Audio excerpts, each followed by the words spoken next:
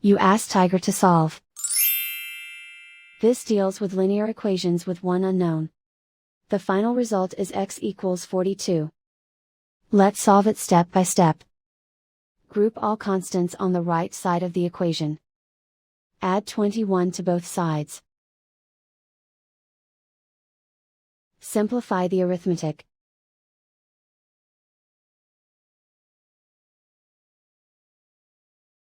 Isolate the x. Multiply both sides by inverse fraction 2/1.